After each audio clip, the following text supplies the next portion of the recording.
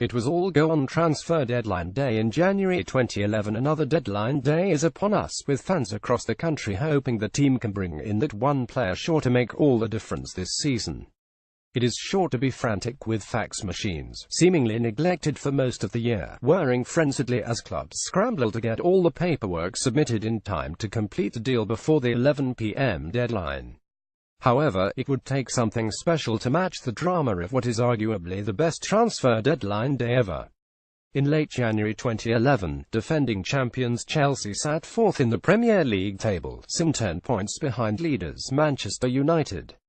Liverpool, meanwhile, were seventh, and there was an air of positivity around the club.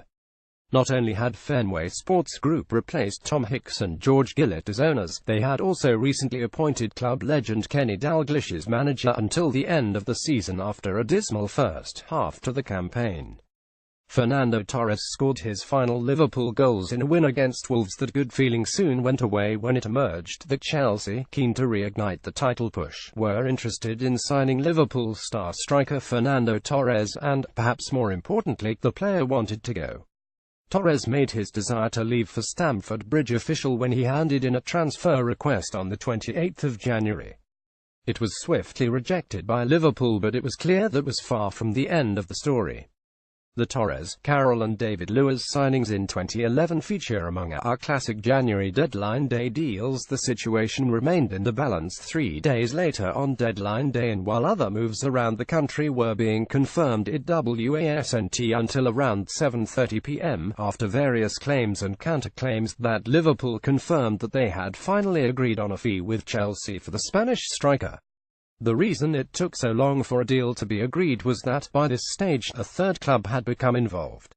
Liverpool were understandably keen to get in a replacement for Torres. They were already close to completing the signing of a Uruguayan striker from Ajax before the situation with Torres arose, but decided it was too much of a risk to rely solely on Luis Suarez to get them goals. What they needed was a Premier League proven striker.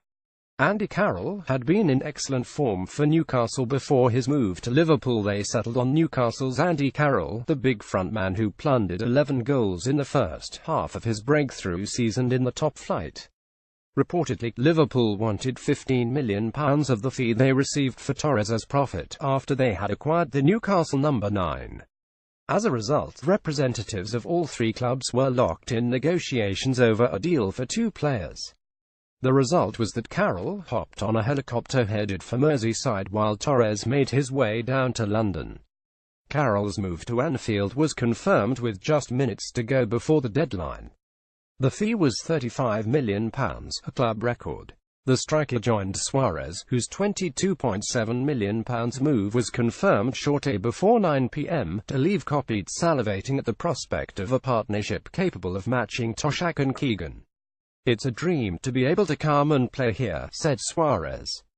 "My ambitions for the future are to do my very best for Liverpool, to try to learn more about English football and to become a champion."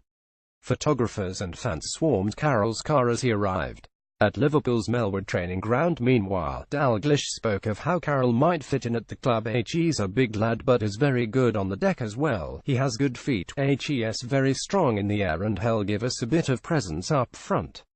He's a little bit different to what we've been used to, but it won't change our principles and philosophies of how we want to play."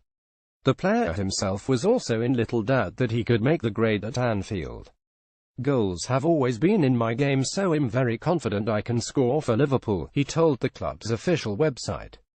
"He'll bring as much as I can to the team. He'll score goals, create chances, hold up the ball and just try my best." At Stamford Bridge, though, the deadline came and went without any word on Torres. What had happened to the star signing David Luiz is presented as a Chelsea player by manager Carlo Ancelotti after his move from Benfica. Eventually, 20 minutes after the deadline, Chelsea confirmed two big money deals. David Luiz arrived from Benfica for £26.5 million, while Torres joined for a British record fee of £50 million. "This is the target for every footballer, to try to play for one of the top clubs in the world," the former Atletico Madrid striker said, a remark that would not go down well with fans at his former club. In total, there was a combined £107.7 million spent in just one day on three strikers. Within a week there was a glimpse of what was to come. Suarez scored on his Liverpool debut against Stoke. Torres struggled in his first Chelsea appearance, a defeat, inevitably, to Liverpool, while Carroll remained sidelined by a thigh injury. Luiz Suarez made an instant impact, scoring on his Liverpool debut. The eventual success of the major players involved was decidedly mixed, but for outright drama, 2011's January transfer deadline day is yet to be betted. Will that change this summer?